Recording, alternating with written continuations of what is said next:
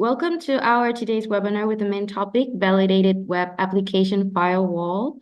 First of all, thank you for joining us today despite your busy schedules.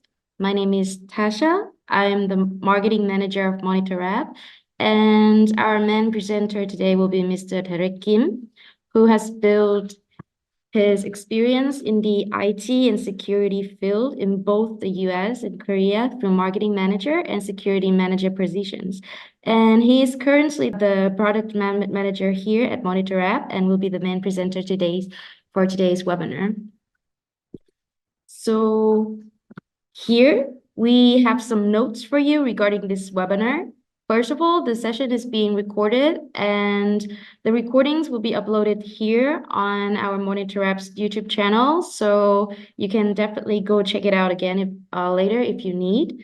The whole session will last for about 40 minutes. And in the meantime, if you have any questions regarding the topic, please leave it below in a chat box. We will definitely have a Q&A session at the end of the presentation. And if you need any additional or more detailed information, you can contact us through this email, marketing@monitorapp.com, or my email, tasha.nguyen@monitorapp.com. We'll be happy to walk you through the information you need. But before getting into the main content of today's webinar, I would like to take a few minutes to introduce our company, Monitorapp, so that you can get a glimpse of who we are. Monitorapp is a security solution provider from South Korea and has been in the business of cybersecurity since 2005. We started in South Korea, and now we are having 2 overseas branches, one in the US and one in Japan, with years of delivering security solutions to a wide range of international markets, including Southeast Asian and Middle East countries. And with our core business being in the B2B cybersecurity field, we are putting efforts into providing security solutions optimized for corporate network environments through physical appliances and virtual appliances that can be deployed both on premises or in the cloud. And additionally, IronCloud is our independent brand. IronCloud provides cloud-based security as a service, such as web application and API protection, secure web gateway, cloud access security broker, zero trust network access, etc., by utilizing the edge computing called Security Service Edge. And among these services, the website protection part specifically, the web application and API protection is our main topic today. And yes, that's basically a really short introduction about our company, Monitorapp. Hope you had a brief shot of what Monitorapp has been doing and what services we are serving. So moving on to the main session, Mr. Derek Kim now will start the presentation. Please welcome. Okay, thank you, all of you, and hello, and welcome all of you joining us for today's webinar. My name is Derek Kim, Product Manager at Monitorapp. As a reminder, a couple of housekeeping items before we begin. It's a live webinar, so if you have any questions, just drop them into the chat box and we are happy to answer them. And this is today's webinar's topic that we will focus on. The title is pretty long-winded. Well, in the end, it all boils down to the API protection. And before we dive into the details, let's outline our session today. First, we've got some key topics lined up that will give us a solid grip on the whole application security scene. So we will begin with in-depth analysis of changes in the IT environment changes and security threats. Then we are going to shift our focus to APIs and related security threats. And to wrap things up, we'll dive into some smart strategies for fighting off those API-based threats. Let's take a moment to briefly overview the digital business environment we are currently navigating.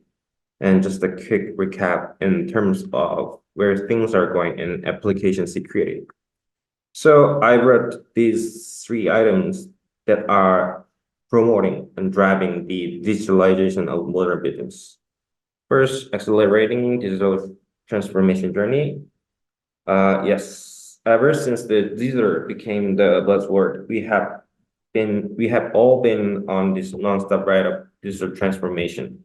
So modernizing our web asset is not just a trend. It has been at the heart of how most businesses push forward. But let's be real, the kind of growth we have seen lately is something different. It's something else. It's just not really fast. It has been explosive. So way beyond what we have been seen before. And next one is cloud migration of web resources. This is so true. Application and APIs are increasingly transitioning to the cloud due to its ability to scale resources on demand, which is vital for handling varying loads efficiently. And last one is increase in the use of API and microservices. We are seeing a big increase in how much we are all leaning on API and microservices lately. It's like it's changing the whole business environment on how to build and deploy our applications. So these three are catalysts that evolves our modern business. Next, let's see evolving application security. All the way to the mid-90s, back then the web was pretty much a collection of static pages. It's very simple and straightforward. But we started to get fancy with server-side tech like CGI, so did the first security vulnerabilities like SQL injection and curbside screening attacks. And fast forward to the mid-20s, 2010, Web 2.0 revolutionized the interaction online. But with that comes a whole new level of security challenges, like OWASP top 10 lists and the first web application firewalls came into the picture. And nowadays, fast forward to today, and things have changed again with cloud computing and smartphones everywhere. And our web service need to be available 24/7 from anywhere, which puts a huge spotlight on API security. And last, we are looking to the future where AI and machine learning are not just buzzword.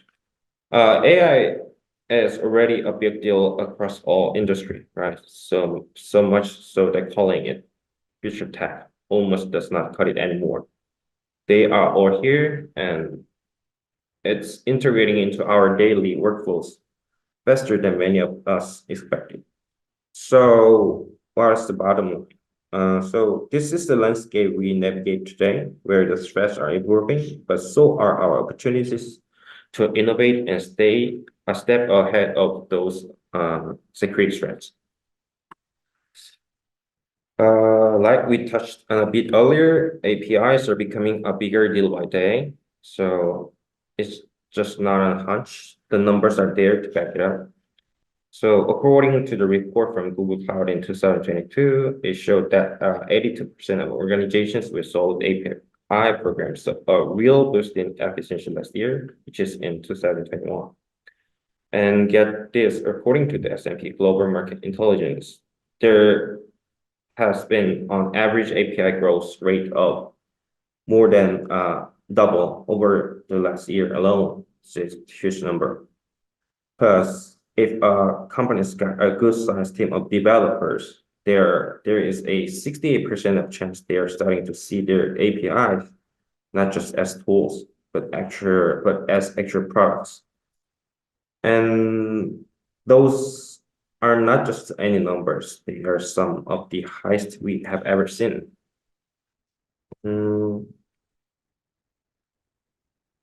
Let's just hit the pause button for a second and take a breath here.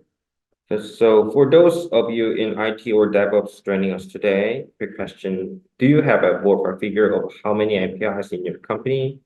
How many APIs your company is struggling with those kind of API right now? And what kinds are in the mix? There is no worry if you can't reel off the numbers just like that. It's not exactly the kind of thing most of us would have imprinted on our brains. It's not something you'd necessarily memorize. So without dedicated management of API, indeed, it can be very challenging to keep track of all of them. So APIs are a big deal. But here's the thing, even our sharp DevOps team and IT pros can find it tricky to keep every API in check because we've got a whole mix of API styles, lots of protocols to deal with like REST API, GraphQL, and SOAP API. So this complexity turns the task of updating and documenting a loads of APIs into a pretty hefty challenge. And as a result, the quality of API can vary quite a bit and kind of like the pages in a well-done book. So look at the 4 stages on the right at the top. Not every single API is sitting pretty at the top, which is perfectly maintained, documented, regularly updated. Even the ones that look like they're in good shape on the surface might actually be a bit behind the times, leaving them open to vulnerabilities. And at the bottom, there's zombie APIs, also known as shadow APIs. They are invisible and unaccounted for within the system, often found in application development, but they should not be neglected. And moreover, the recent large-scale shift to heterogeneous cloud environments clearly complicates those API management, and things get even trickier. So let's say you think you have got a handle on 37 well-managed APIs, but what if in reality in your system they are 38 or 39? It's more common than you think, and that's exactly the kind of challenges we are up against. Let's take a moment to touch on the risks that come with API that are not properly managed. First, diverse protocol and deployment. More application often use a mix of REST API, SOAP API, and GraphQL and gRPC protocols for APIs. And each of these protocols has its own set of best practices, tooling, and security consideration. So this variety is great for flexibility, but it can be a real challenge for your IT team, which is trying to keep things consistent and secure. Next, invisible and unmanaged APIs. As business grow and keep adding new APIs for different needs, they might not always retire the old ones, the old APIs. This leads to what we call API sprawl, too many APIs spreading out with not enough control. Third one, hybrid environment could increase the attack vector. The organizations might have APIs deployed across multiple environments, including on-premises, data center, private clouds, and public clouds, which eventually leads to a large attack vector. And the last, since API are the backbone of our business-critical web services, any damages from the APIs can directly hit where it hurts most, which is our revenue. Those are the most representative attacking API method. Those are very famous, and think you guys all might know all of them. The first one is using the HTTP method. An attacker sees a GET request, which is pretty standard for fetching data, but then they try to switch it up, maybe with a POST or delete other method, trying to slip through the cracks into an API. And maybe a gap in the web application or API security setting or some flaw in the logic might be a problem, and this kind of sneak attack usually happens where there's slight vulnerabilities. And next one is protocol and hostname. API attacks through the protocol and hostname, which are often called host header attacks. They usually happen when attackers tweak the host header in an HTTP request for malicious purpose. Next one is pass. Attacks using API paths are a type of security threat where attackers manipulate the URL paths for endpoints, API endpoints. And last is using JWT, also known as JSON Web Token. JSON Web Token is super popular for being lightweight and handy for carrying important stuff like user sessions or permissions. But if someone messes with that token, we are looking at a serious security issue. It's like giving the keys to someone you definitely don't want inside. And this attack collectively form the basis of the very, very well-known WASP API Secret Top 10, which was first introduced in 2019 and updated last year in 2023. This list is very essential for understanding the critical security risks to API systems. All right, and let's dive into the latest from OWASP API Security Top 10. You will notice some familiar faces from the 2019 list, even though they might have shuffled around in the rankings. And also, there are some new entries making their debut in the list. So we are going to zoom in on the top 3 vulnerability on the list, and these are the big ones we really need to keep an eye on. The first one is very, very well-known API vulnerability, VOLA, also known as broken object level authorization. This vulnerability occurs when an API or an API provides access to data object based on the user's role, but it fails to verify if the users are authorized to access those specific data object. So it is the most common trend in OWASP API Top 10 in 2023. And let's see the example I mentioned, right? A user logs in and asks for some data. Let's call it data A and guess it. No problem. That's how it's supposed to work. But we know very well that everyone is not playing by the rule. A hacker observes how the application's API endpoint is set up and identifies the vulnerability.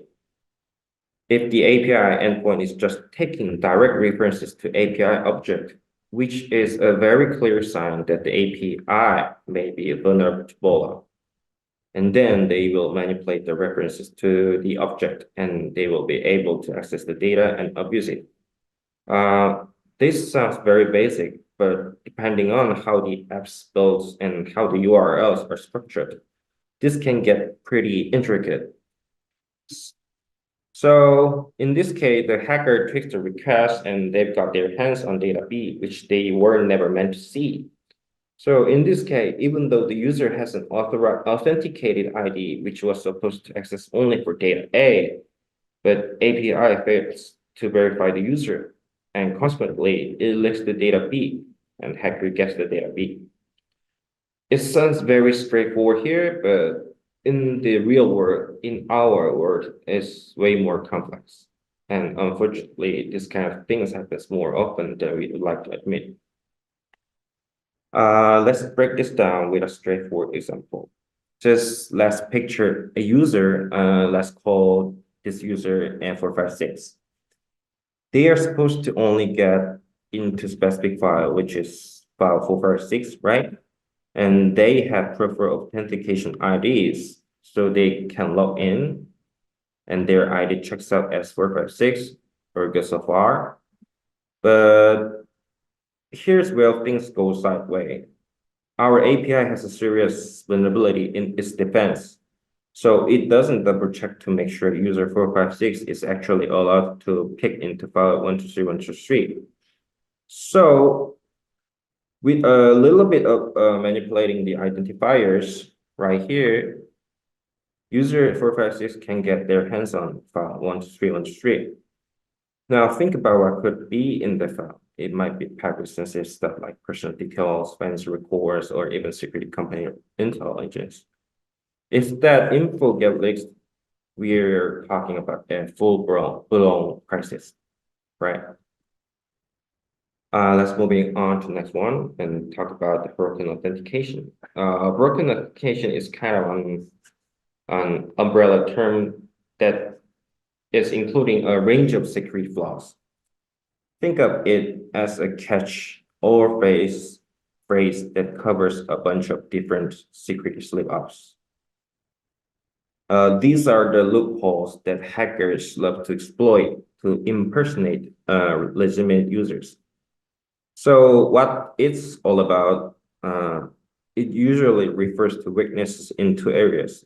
First one is session management, and next one is credential management. Here's why it gets the broken label. If a bad actor gets their hands on a session ID that's still active or swipes someone's login info, they can essentially masquerade as a legitimate user. Let's dig a bit deeper into broken authentication. So imagine a locked door that meant to keep unauthorized people out. Broken authentication is like having the doors locked easily picked due to weak security practices. Not so good, great security habits. And on the screen, this is what often happens. Hackers unleash swarms of malicious bots to launch brute force attack on this metaphorical weak logs. And those kind of bad balls don't get tired. They keep hammering away at login screen with endless combos of username and password, and they are trying to find a way in. And they hit the API endpoints like the one you see on the screen with countless login attempts. You might have seen this in action. An attacker tracks the password field over and over systemically, hunting for the key that will open the door to someone's account. It's a very, very classic brute force attack, but very effective. And those hackers and attackers are systemically earthing the password value in an attempt to stumble upon the correct combination that will grant them full access to the victim's account. When they succeed, it leads to what we call broken authentication, where the attacker gains the same access as the legitimate user would have.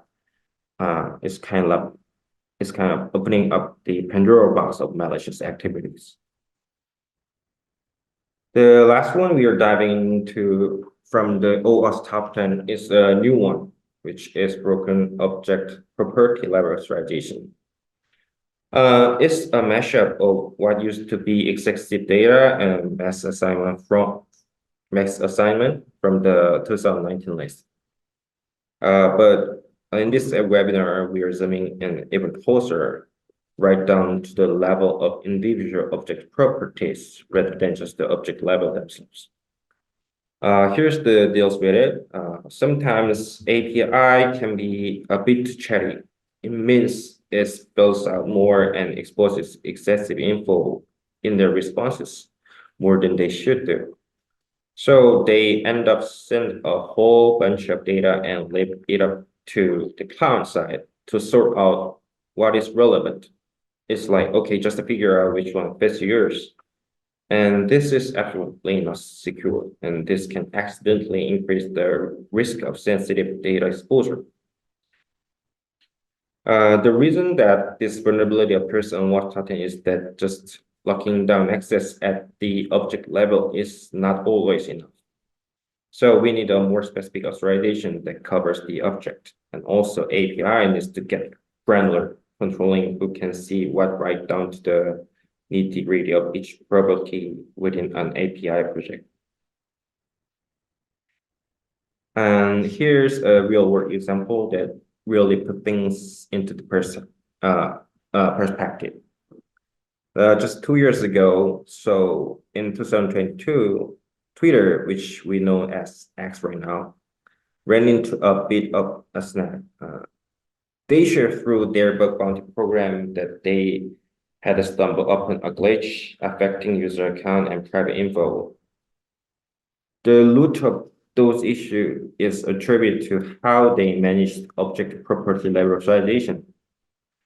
Basically, if someone tossed a phone number or email into Twitter system, it would accidentally reveal which account was tied to those details.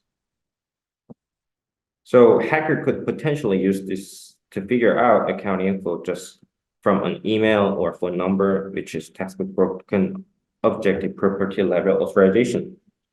Fortunately, by the time Twitter patched things up, they say they had not found any signs that this loophole had been taken advantage of. They were pretty upfront about their commitment to keeping user data safe and shared the steps they were taking to tighten the security. And the takeaway in this page is very obvious right here. Even the big shows like Twitter are not bulletproof when it comes to the API security. It's not just about the risk of account theft. The challenges in API management are vast and very complex. So we need fundamental practice for securing APIs. And some of these in the screen might be very familiar and many companies are already on it. So let's dive into some of the basics that every organization should be thinking about when it comes to API security. First one is implement robust authentication mechanism. Our API security toolkit is strong authentication. Think of this as the high-tech lock on your digital door with tools like OAuth and JSON Web Token, which is ensuring that only the right folks have access.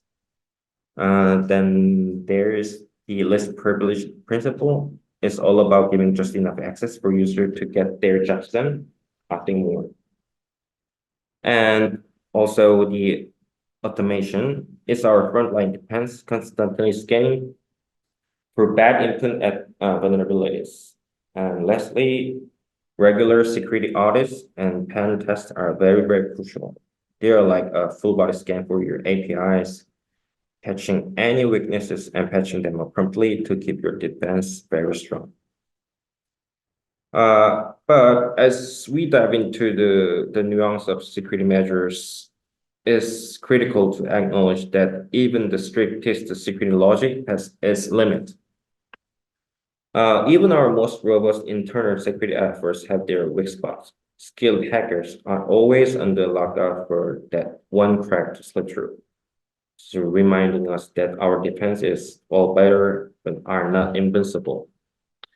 And next, the cyber threat landscape is always changing, with attackers constantly cooking up new strategies. So sticking to old school security tactics might leave us a step behind this advanced threat. Third one, speed is of the essence in the digital realm. Our security responses need to be swift. Any delay could open the door to serious data breach. So final one, necessity of comprehensive external security solutions. That's why we lean on comprehensive external security solutions.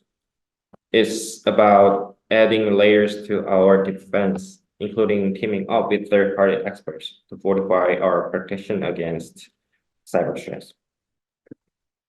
And that's exactly where Monitorapp steps in to give your business the security edge it needs.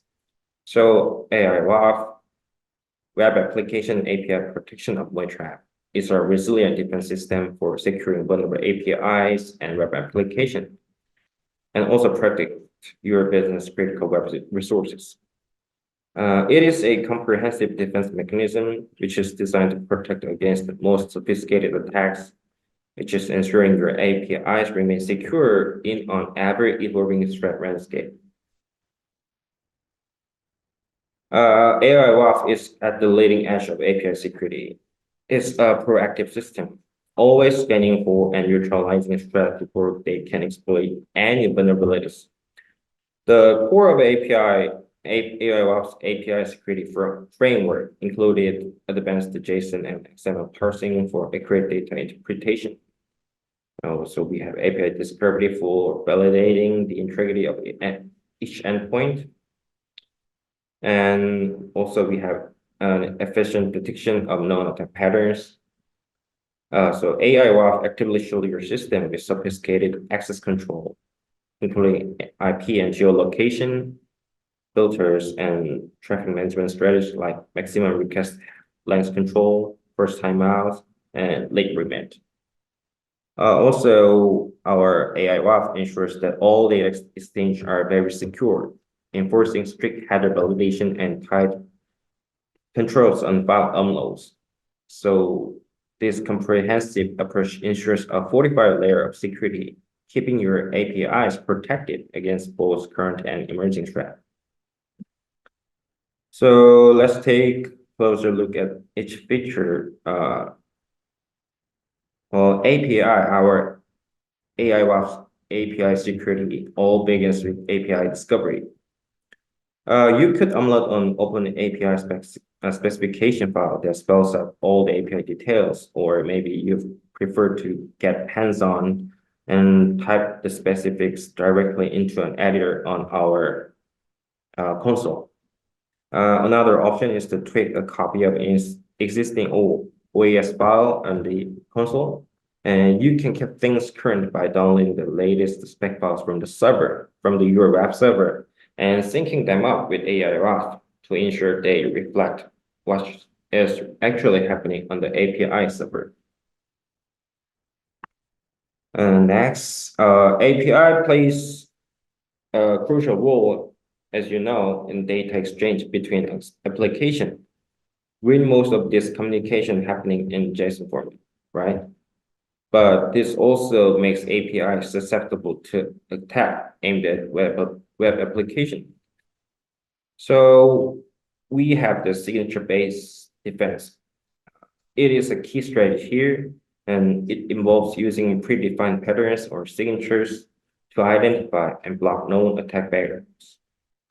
Also, our security team works with AI Labs, which is an internally operated threat intelligence platform to analyze threat data, and it develops signatures to counter-attack the new and unknown threat.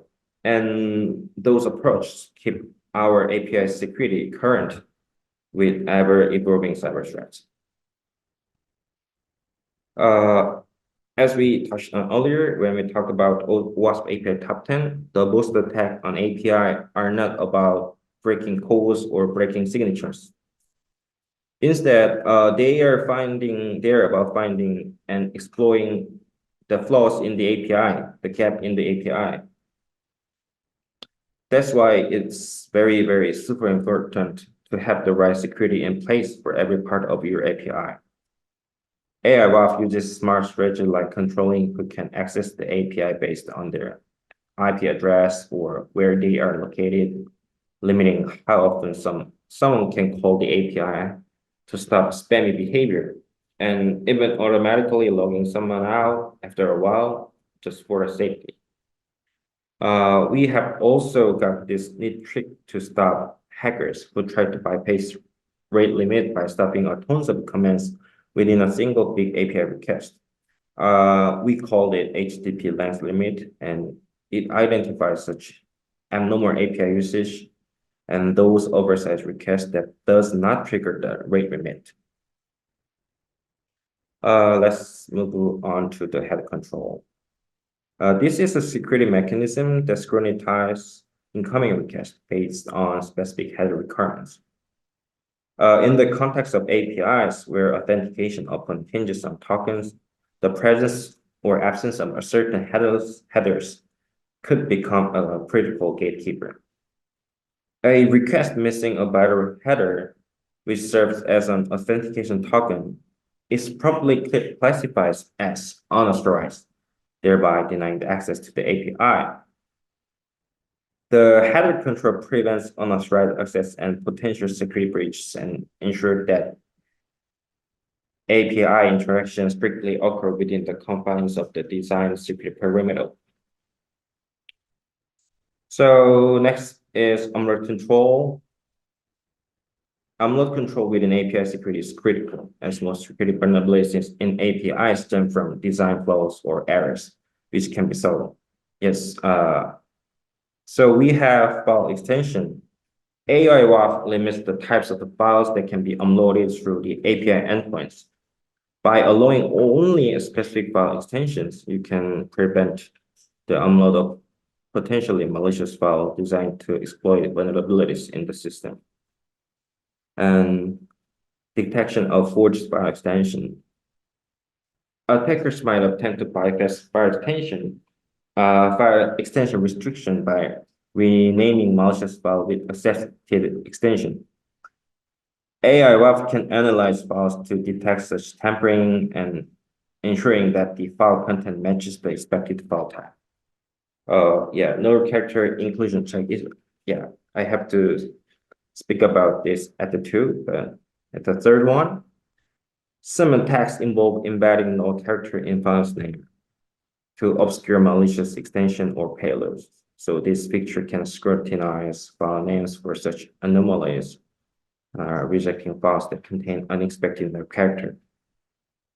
So implementing application security policies for API endpoints with upload capabilities helps organization mitigates risks associated with file uploads and significantly reduce the potential attack surface offered by the APIs. Since JSWAP token is important for authentication and authorization, we offer two methods to validate the authentication header containing those JWT. First one is direct decryption and verification. AI WAF can directly decrypt or verify the signature of the JSON token. And this involves configuring AI WAF with the public key or certificate used to sign the token. When the API receives the request, when the API receives a request, AI WAF examines the signature part of the JSON token to ensure its integrity. If the payload has been tampered by attacks, the signature will not match, revealing potential manipulation such as rollout attacks, leading to the blocking of the malicious users. So redirection to the authentication server. So in this method, when API receives a token request, WAF redirects this request to the authentication server, and the authentication server then performs integrated check and returns only a success or failure response. AI WAF just may cache the result along with the expiration time of a valid JSON Web Token. This method does not provide specific details about the cause of failure, but it only indicates whether the validation was successful or not. So both methods ensure that API accessed with a valid JSON Web Token, which is verifying that the user has not altered the payload and has the correct permission. So the next one is JSON Web Token integrated validation. When AI WAF conducts direct integrated verification of JSON Web Token, it includes checking for expired token as part of the integrated validation. It means AI WAF not only verifies that the JSON Web Token's payload and signature have not been tampered with, but also ensure that the token is still within its valid timeframe. Basically, JSON Web Token contains an expired claim, which specifies the expiration time of the token.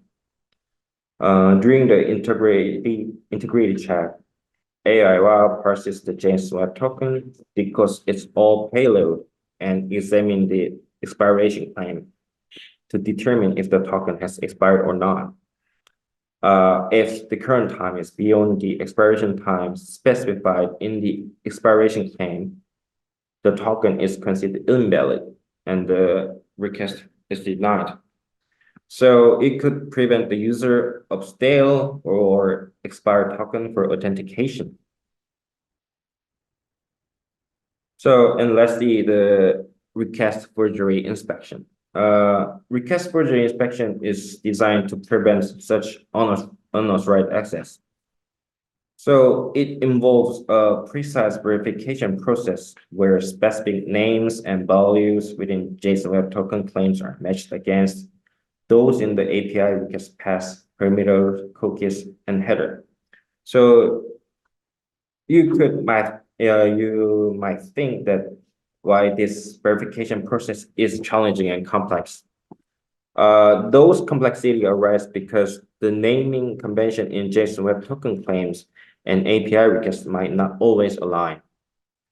It is completely depends on the API developer's choice. So despite these challenges, implementing request forgery inspection is very, very crucial for robust API security because it ensures that only authorized users can access the intended resources, thereby mitigating the risk of BOLA and those kind of similar vulnerabilities. And I should have talked this one earlier, but API discovery features provide comprehensive visibility into all APIs, enabling the formulation of security policies that apply universally. However, within any given organization, certain API may handle more sensitive or critical data, right? Necessitating the need for more detailed security measures. For these specific endpoints, it's possible to devise deeper security policy, which is designed to their unique requirements. So in the customized security measures, which is designed for particular endpoints, we supersede the generally applied rules for all APIs. So far, we have talked about the API protection features and capabilities in the AI WAF. Our service provides not only API security, but also other web application features like Web Application Firewall, DDoS protection, but mitigation, and so on. So we call it a comprehensive application portfolio for securing your business-facing web assets. So if you need a detailed explanation of other functions, please be sure to leave your requirements and email in the chat box. So we will also respond quickly to sales related to technical things or partnerships. And we are planning to host webinar monthly this year regarding any kind of recent security issues and product related. So please keep an eye on us with interest. And last, our service is provided in the form of physical and virtual appliances. If you are interested, you can try a 1 month free trial at AWS Marketplace. And if you need a free demo license, please contact us and we will guide you. Also, we do offer Ironclad, which is a cloud-based comprehensive security platform. So you can just go to the ironclad.com to start Cloud WAF free trial service right now. Thank you everyone for joining us today, and we hope you find this session informative and very engaging. And I will host this session to Tasha. Thank you, Tarek. So that's a wrap for our webinar today. We hope the information provided today is useful to you to some extent. If you have any questions, please leave them in the chat box. We will answer it right away. If not, we will end this webinar in 1 minute.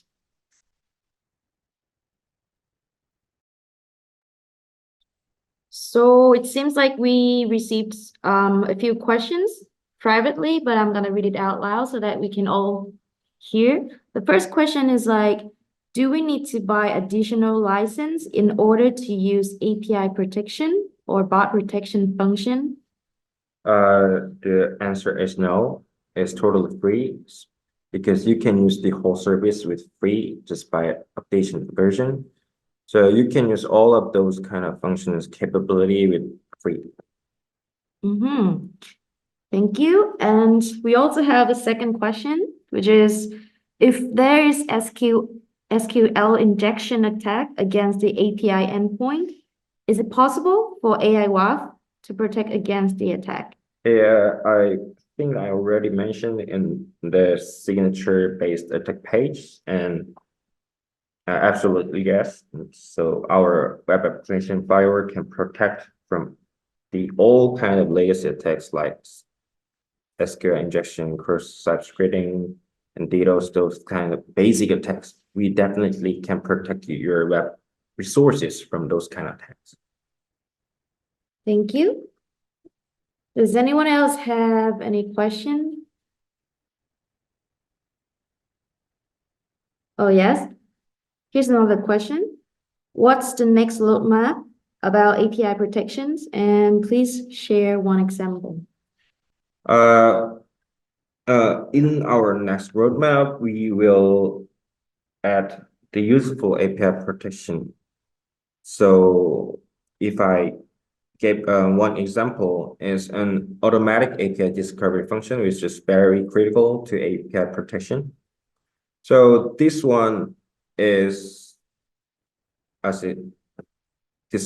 WAF will monitor the API request for a while, and if unregistered API endpoint is monitored through our WAF, then the endpoint will be added automatically and will start protection automatically. So you don't need to register to any specification file manually, as I said earlier. So do we need to, okay, I got another question. Do we need to upgrade the software in order to use API protection? The answer is no, because once you started to use the AI WAF, the whole capability features are included in the AI WAF. So you don't need extra upgrade or update in order to use the API protection. I hope this answer will work. So that's basically the questions we received so far. If you have any questions, please don't hesitate and leave them in the chat box. We will try to answer it. Okay, seems like we don't have any further questions regarding the topic today. We will now end this webinar. For further information, you can contact us at marketing@monitorapp.com or visit our website. For reviewing this content today, you can check it out again later on our YouTube channel. We will upload there. Again, thank you for joining us today despite your busy schedules, and we hope to see you again in our next month webinar, which will happen on March 27th. Yeah, see you then. Thank you for joining us today. Thank you, Derek. Thank you.